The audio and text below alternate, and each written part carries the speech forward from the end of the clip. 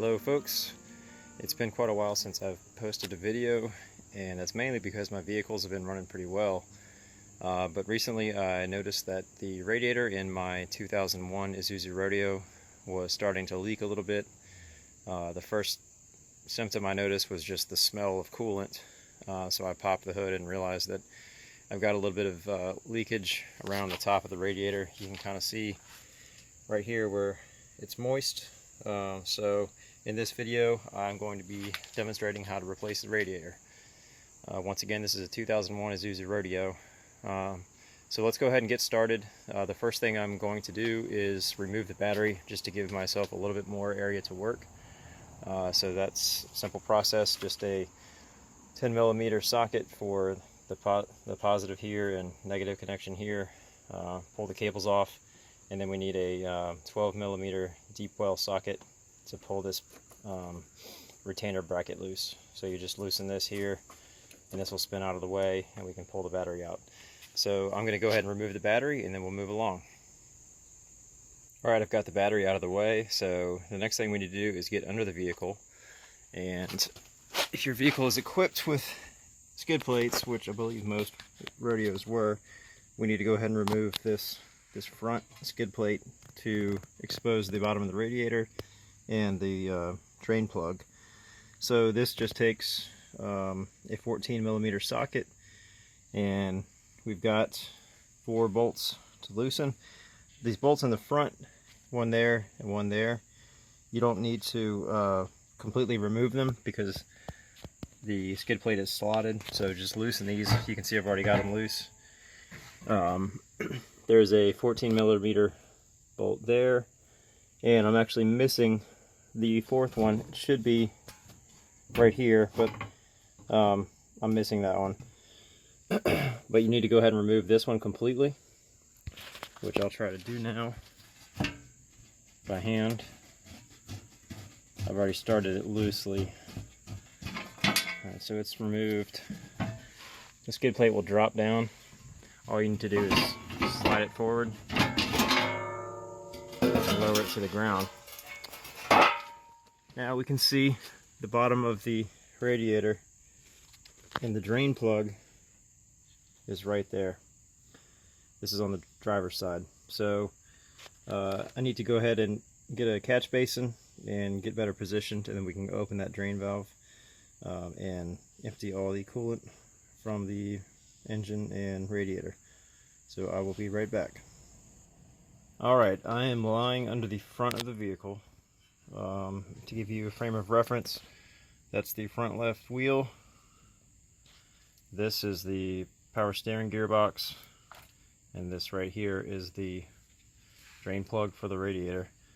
So we just need to do this. It's lefty-loosey, so unscrew it counterclockwise, and it will release the coolant from the radiator.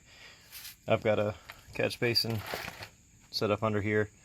You know, as I'm sure most of you know, coolant is not good for animals, so if any spills on the ground, make sure you clean it up immediately. You don't want your pets coming out in the driveway or in your garage and licking this up, because it could be very harmful to them.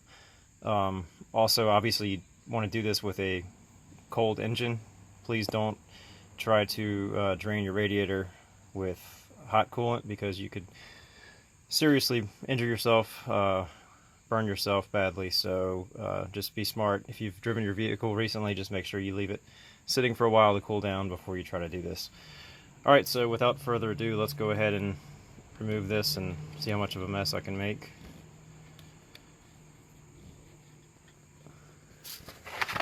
Alright, so you see the coolant start to drain. The more you loosen it, the more it will flow, obviously. So you get the idea. I'm going to go ahead and set the camera down and make sure I catch all this coolant, and I'll be right back. Alright, as you can see, the coolant has finished draining from the radiator. So now we just need to go back up into the engine compartment. And the next thing we need to do is to remove the fan, so that we can get the fan shroud off of the old radiator. So to do that, there are 4 12mm nuts on the studs, the mounting studs here. This part's a little tricky because when you try to turn these nuts counterclockwise, this entire pulley is going to want to spin. I probably can't spin it by hand, but these things are pretty tight, so when you turn this counterclockwise, the pulley's going to want to turn with you, and the nut doesn't want to spin independent of that mounting stud. So what I had to do was put a strap wrench right here around the pulley, and then use a open-ended wrench on the nut to so I could hold the pulley and keep it from spinning. Let me grab my wrench really quick and I'll kind of show you how that process works, and then we should be able to get the fan out of here. Okay, so you can see the strap wrench in place like I showed just a moment ago. This will keep the pulley from turning, and then you've got an open-ended wrench, 12mm on the nut, and you just got to push down. Really, and these were hard for me. I mean, they were very tight. Took a lot of force. In fact, I would definitely recommend wearing some thick gloves, because I gave myself bloody knuckle. Because when that nut finally breaks loose, your hand's going to jerk down, and I think I caught my knuckles on that bolt right there. So anyway, go ahead and pull all 4 of those loose, and then we should be able to get the fan out of here. So let me remove those and we'll move along.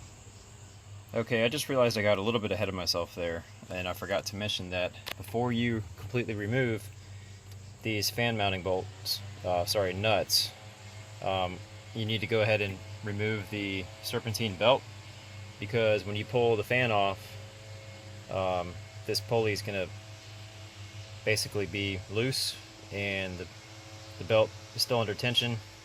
If you haven't removed it yet, it's going to make it kind of cockeye, and you're not going to be able to get the fan back on later if you just leave it like that. So anyway, to remove the serpentine belt, I believe it's a 14mm socket on the tensioner pulley bolt, and to relieve tension we need to turn it clockwise. It takes a fair amount of force, so obviously if you have an extendable wrench like I've got here, it helps quite a bit, or even a breaker bar. My breaker bar is a little bit too large to fit in this space, but this extendable wrench works really well. So you pull clockwise, and as you can see, that relieves the tension on the belt, and then you can reach down and with your other hand remove it from that idler pulley right there, and then snake it out of the way. So once you've removed the belt, then you can go ahead and finish removing these 4 mounting nuts, and the fan will slide forward. I'll go ahead and remove all of that, and before I remove the fan, I'll show you how it pulls out. Okay, I've got those fan mounting nuts removed. You don't have to do this, but I like to separate all the bolts and nuts by putting them in plastic baggies and labeling them with what they are and where they go, just to make reassembly easier. Now in this case there's not going to be a whole lot of hardware, I don't think, but regardless, I like to do that. Just makes, number one, it makes sure you don't lose anything. Number two, it just makes it easier to remember where everything goes. Anyhow, now that the fan is loose, we should be able to crack it loose and slide it forward like so. Now to get it out, this spring clamp on the radiator hose, if it's rocked forward, you may have an issue trying to get the fan blades past it. You might have to squeeze this and rotate it backwards. Let's see if I can get this out past it. There we go. Alright, so we can set this aside now. I have read in the past that this fan operates with a viscous clutch, and if you lay it flat, it could cause that to fail. So I'm going to stand it up like that. Just leave it there out of the way. This pulley is loose now, so we can go ahead and remove that and set that aside. So the next thing we need to do is start removing some of the hose connections to get out of the way of the fan shroud, this plastic shroud, so that we can remove that.